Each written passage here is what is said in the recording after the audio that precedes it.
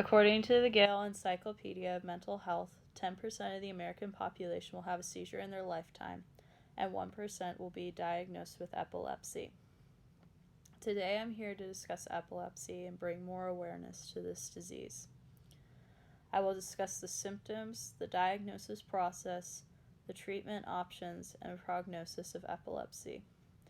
My research for this speech was found in the Gale Encyclopedia of Science, 4th edition, the Gale Encyclopedia of Mental Health, and an article called Epilepsy, What a General Practice Nurse Needs to Know, as well as my personal experience with the disease. First, I will talk about the symptoms and diagnosis process of epilepsy. According to Epilepsy, What a General Practice Nurse Needs to Know, the most common ages for epilepsy onset are during childhood and after the age of 60. Usually cases of adult onset epilepsy are caused by a stroke or other brain injury, while children can begin having seizures for no apparent reason. The predominant symptom of epilepsy is seizures. According to the Gale Encyclopedia of Science, there are 3 main types of seizures. These include grand mal seizures, petit mal seizures, and status epilepticus. Grand mal seizures are the most common type of seizures.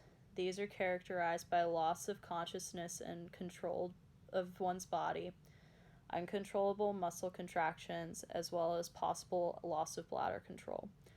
They usually last for 5 minutes at most, and the patient can be unconscious for up to 30 minutes after the seizure.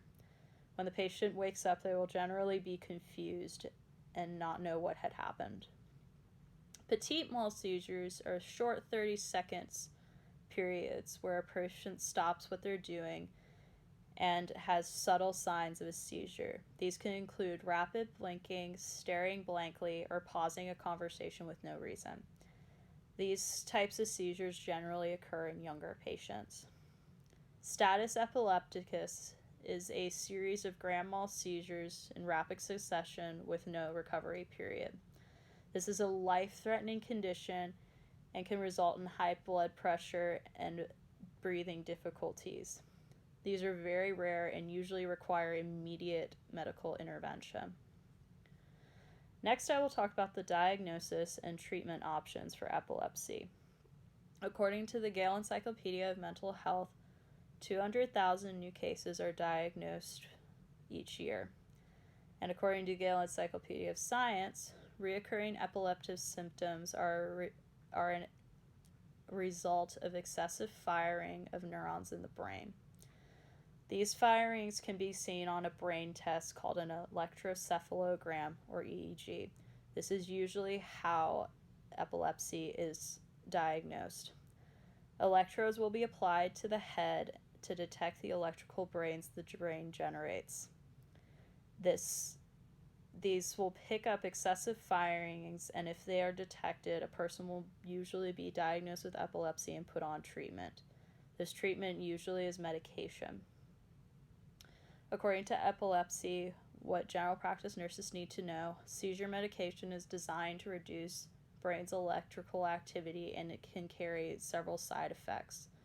These side effects can include drowsiness, lethargy, loss of concentration, nightmares, suicidal thoughts and behaviors, headache, visual disturbances, tremors, weight gain or weight loss, hair loss or unwanted hair growth, gum enlargement, or skin rashes. Often these side effects of seizure medications are very severe and debilitating. Finally, let's talk about the prognosis of epilepsy. According to Epilepsy, What General Practice Nurses Need to Know, seizures do carry a risk of death, however, this is extremely rare, and 70 to 80% of people with epilepsy can stop their seizures with proper medication.